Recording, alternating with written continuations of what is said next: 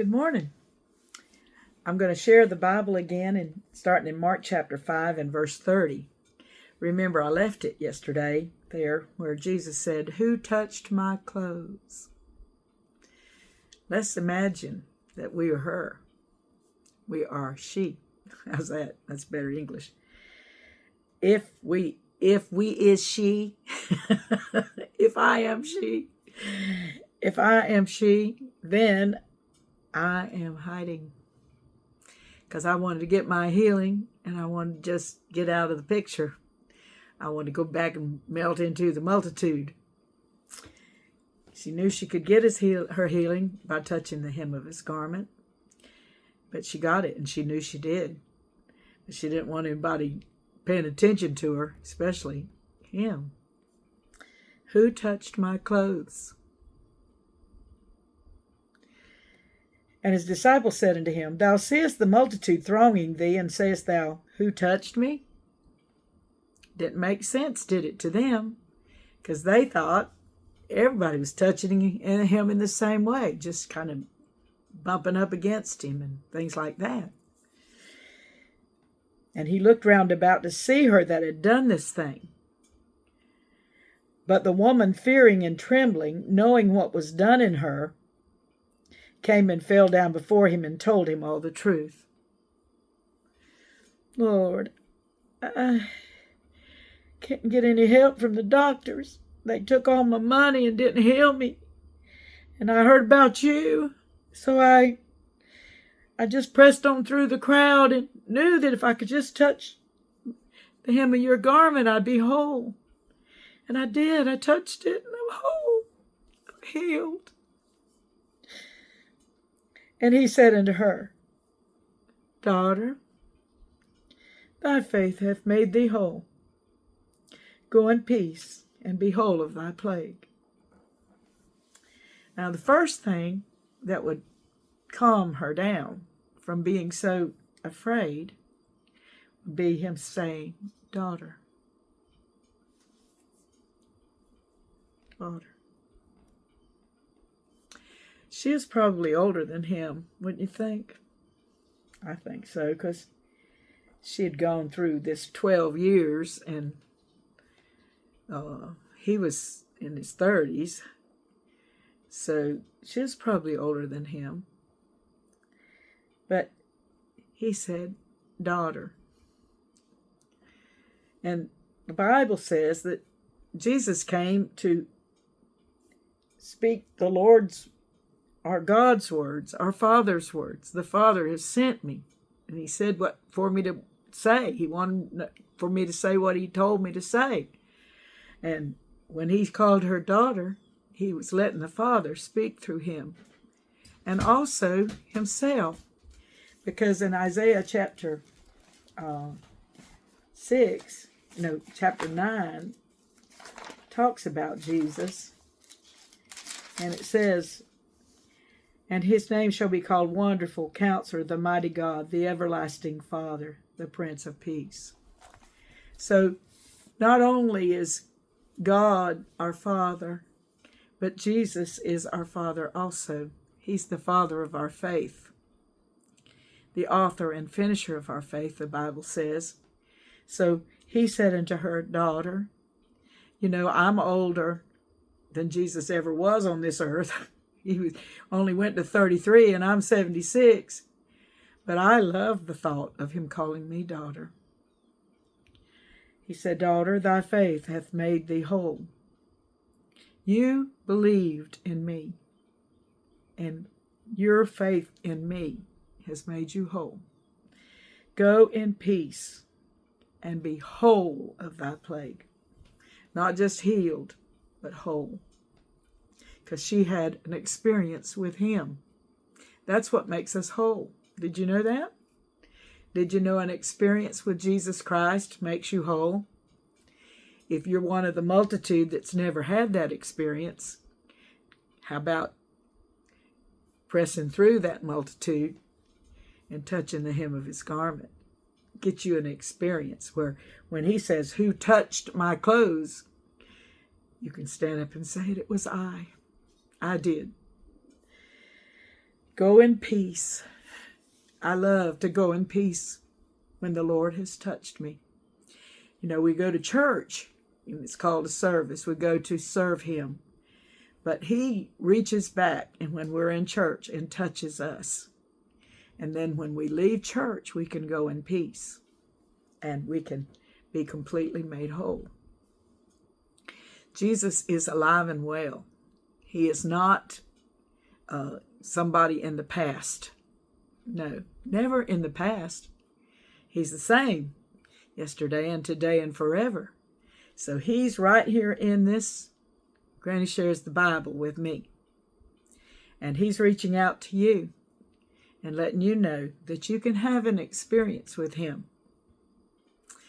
You know, yesterday when I talked to you about witnessing of what the Lord had done for you to somebody else and it making a great difference, I took my own advice and went to the nursing home and told them about how I got saved. And when I told them about how I got saved, I said, y'all want that too? And they did. And there was one brown man there that said he got saved yesterday at the nursing home. So be willing to tell your experience about your touch from the Lord. Tell it to everybody. Tell it to everyone, because there's going to be somebody that you tell it to that's going to say, I want that. I want that.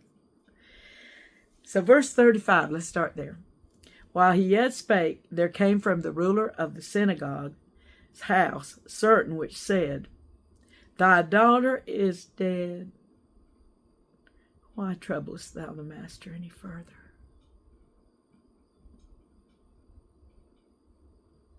So we just learned that Jesus said the word daughter.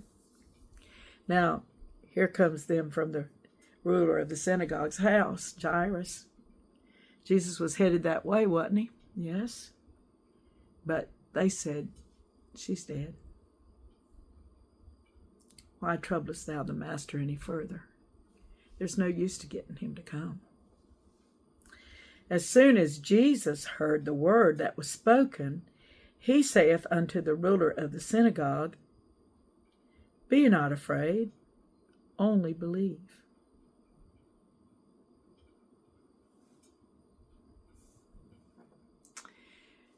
Now, if that was my daughter, and I heard that she was dead, but I heard Jesus say, Be not afraid, only believe.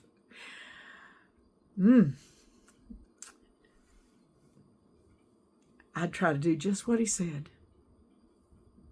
I'd try to do just what he said. And he suffered no man to follow him, save Peter and James and John, the brother of James. And he cometh to the house of the ruler of the synagogue, and seeth the tumult and them that wept and wailed greatly. So everything was going on there. It was kind of like a madhouse. Tumult. That's what that means. All kinds of noise was going on. They were weeping and wailing greatly. Including his wife, probably. Including if she had brothers and sisters. I mean, they're all weeping and wailing. And when he was come in, he saith unto them, Why make ye this ado and weep? The damsel is not dead, but sleepeth. Now that was a surprising thing for him to say, wasn't it? Lots of things Jesus said was very surprising. Lots of things were very surprising that he said. But this one, it didn't only surprise them, it made them laugh. And they laughed him to scorn. They weren't just laughing there making fun of him. Scorning him. You don't know anything. You haven't even been here. Ha ha ha. What? She's dead. We saw her and she's dead. But when he had put them all out, now Jesus took charge, didn't he? I like for Jesus to take charge. I need him to take charge. That's why we talked about yesterday about fasting and praying for him to take charge. He needs to take charge of a lot of things, doesn't he? We want him to. Take charge, Lord. Sometimes he moves on us to take charge. We're afraid to take charge, but we do it anyhow because it's Jesus in us that's taking charge. And when he had put them all out, he taketh the father and the mother of the damsel and them that were with him, Peter, James, and John, and entereth in where the damsel was lying. Now she's white, gone, looks gone to all of us, to mom and daddy. She looks gone. But here's Jesus, here's what he did, verse 41. And he took the damsel by the hand and said unto her, Talitha cumi. Talitha cumi, however you say it, Talitha cumi. Which is, being interpreted, Damsel, I say unto thee, arise.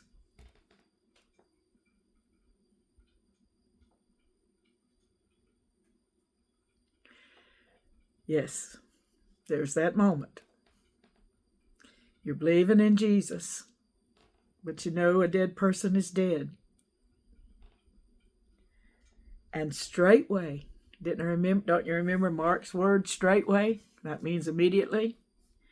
And straightway the damsel arose and walked.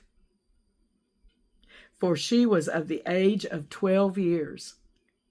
And they were astonished with a great astonishment. She didn't just rise up there. She got up out of the bed and walked around. Well, she's a girl. She's probably sick of being in the bed. You know, tired of being sick. Now she's not sick at all. She's up and around. And he charged them straitly that no man should know it. Now, how's that going to happen? And commanded that something should be given her to eat. Because she had been sick and she couldn't eat. Now give her something to eat. Oh my. She was 12 years old. Let's look at it from her point of view. I don't know what it's like to die. And I don't know where she felt herself. Maybe she just felt asleep. I don't know, because he said, the damsel sleepeth. She sleepeth. She's not dead. That's what he meant, didn't it? That's what he meant. That she's just fallen asleep. But dead means you're going to the grave and your life is over. She's not dead. She's just sleeping. So she probably was just feeling like she was sleeping, and she heard those words, damsel, well, Talitha cumi.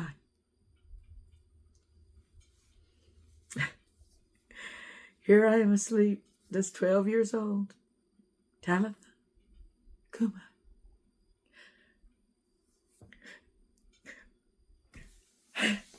And up I go, walking around.